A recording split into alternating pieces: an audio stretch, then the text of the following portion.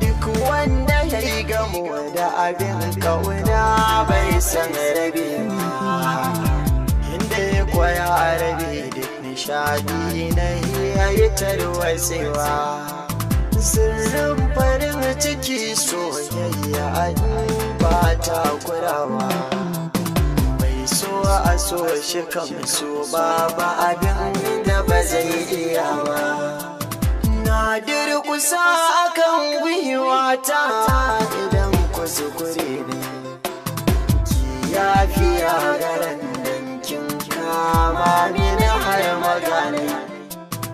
Neman kina karaɗe ƙauye na koma birane, fito na ganki ni kallon ƙauna kin ji arewa. Suran nake cikin raina duka ne zan bayyana, soya ya tsitsige na taka mini illantarwa. Ba ni fasa yarda domin kin zama rayuwa, manta da ke hakan ban san yaushe ne zan iya ba. Kukan gani nake da gishirwa ba ta gushe ba, duk da na asali rabuwa ba ta zamto mutuwa ba. Amma ki shaida yin banganki ba gida ba zan koma ba, don babu lafiya don baki ba zan iya ba. Da shan da kika min wata ɗa ba zan so ta girbi ba. Na zo da lallama hauraji ba zan fara gwaji ba.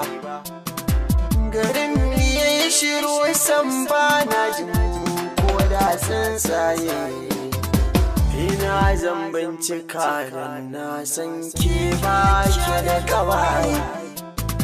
Na zama majnun kanki ban shakar kowaye, hakan ne mai kyau na kodi na zafin sawaye. Ba za na so ki dan kyau ba ko dan surarki, sai dan halin ki haƙuri na san yau ma ni na kure ki. To kare ki manta da ma tausayi alkairi ne, ki min na afuwa ra'ayina kan ki ba zai canza ba. Na tambaya gurade an ce baki abokin gaba, to kar ki kirkire ta a kaina ni ba zan jure ba. Cin kwamfure ki karba a sanya shi yar baba, kina a zuciya abadan ni ba za ki fice ba. Kallo na ruduwa ya zamo na yi wa mata yi, sun ba su birge hali ra'ayi na